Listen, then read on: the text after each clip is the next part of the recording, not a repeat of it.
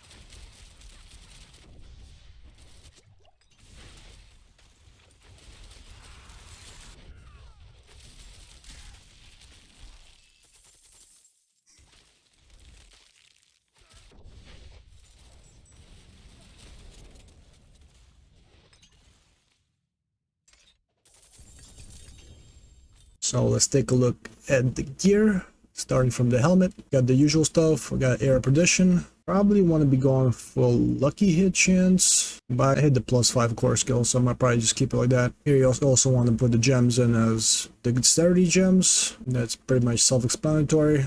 It's like a must-have helmet this season. Next, you have also the other must-have item is Shot of False Death. The +1 to all passives is insane. Here you also be looking for all stats and max life, two of the best ones. As for the runes, we got Zan, so basically just gives you a little overpowered crit. Another must-have for this build is Fist of Fate. You also probably want to try to get a GA1 on lucky hit chance, and you want to be looking for the unique aspect to be at 300%. It's like the most important stuff here. Also, attack speeds are pretty good, pretty self-explanatory. One of the S tier gloves for rogues. Next we got the pants. Yeah, I'm using the Umbrus. Gives me free dark shrouds, just pumps up my damage per dark shroud, and it gives you extra layer of defense. Here I got max life, dexterity, shatter resistance, and fire resistance. I also got cold mutement, and I got the dexterity gems. Next item you want to be getting is Penitent Greaves. It's pretty good for giving you 25% damage to chilled enemies. And here it's a 4 GA, but you probably want to try to hit up around movement speed. Probably like the best one, since I'm already capped out on crit and the cold resistance. Next must-have item you want to have is Eagle Horn. Here I got triple crit on pen shot for it to cast twice, and I got GA on penetrating shot, and also the unique aspect is fully maxed out. It's pretty much what you want to be looking for. And for the runes, I got Quacks, and basically just gives you 100% more damage for 1 second. Next we got the amulet. Here you want to be looking for GA on dexterity.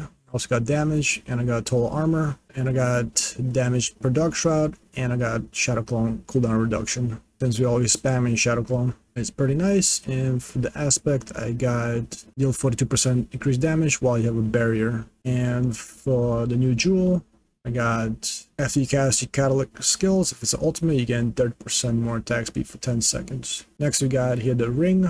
Here I got max life, crit chance, vuln damage, and probably the most important one is a damage per dark shadow. hit it twice, and I got a Shadow Clone cooldown reduction. As for the aspect, when you cast ultimate skills, your ultimate damage is increased by 10% up to 100%. Attacks thanks to your cooldowns, and this bonus are reset. And for the jewel here, well, you have 2 or more Arcana from the school control equipped, gain 45% control duration and 30% lucky hit chance. Pretty strong for this build, because you want to be stacking a lot of lucky hit chance. Next we got of course Ring of Starless Skies. Here looking for lucky hit chance, and I got +5 to core skills. Pretty much self-explanatory, must have ring, all builds use it.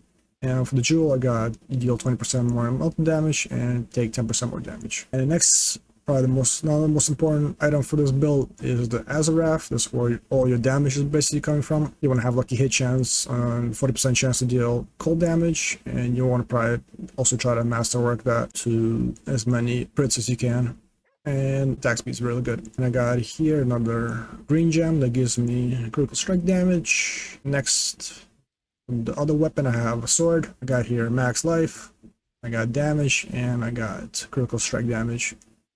Here you want to temper more cold damage, as I have here, and you also want to hit it with Dark Shroud damage. As for the spec here, I got when you cast ultimate skill, you gain 27% more damage for 8 seconds, and it gains 2 additional ultimate skill ranks. That's the gear pretty much. Let's go over the skill tree pretty quick. What I was running here, you just dump any points into here to here, and you want to be maxing out penetrating shot. You get enhanced penetrating shot and advanced penetrating shot, pretty much the must have for that.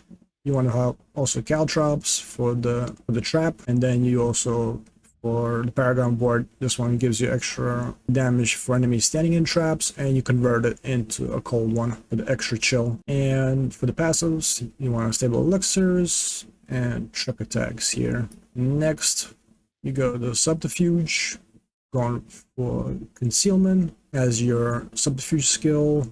Then you also we're going for maxing out Dark Shroud, give you extra defense. We're also going for smoke grenade, give you some extra poison stuff. And here you also be maxing out malice, increase damage for unvulnerable targets.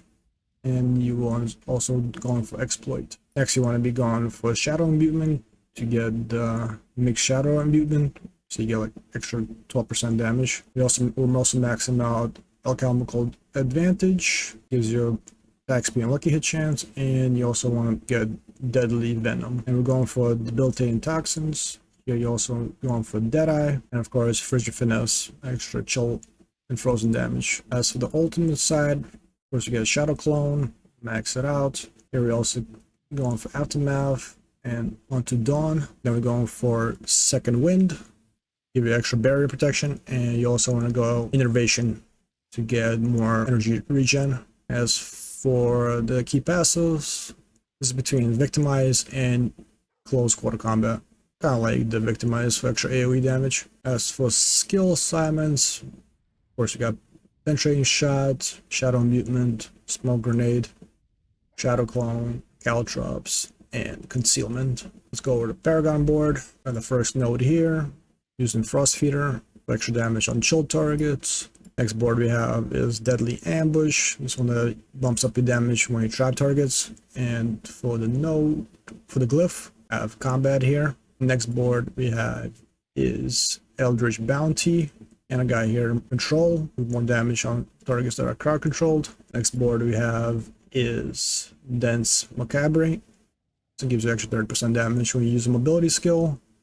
And the glyph here is Turf. As for the last board we have is No Witnesses, bumps up the ultimate damage, and you also get the bonus. Very nice. As for the glyph, I got Canny. You can also prior towards like the end the build, probably want running Devious, Fluidity, and Headhunter, but I want to be a hipster and try my own thingy. But pretty much these could probably scale a little better towards the end game. As for specializations, we running preparations. Basically, when you use all the mana up, it resets the Shadow Clone. The Shadow Clone resets the other cooldowns, and you gain also 15% damage reduction. What else? Oh yeah, let's go for the spellcraft powers. We're going here with Thunderous Particle.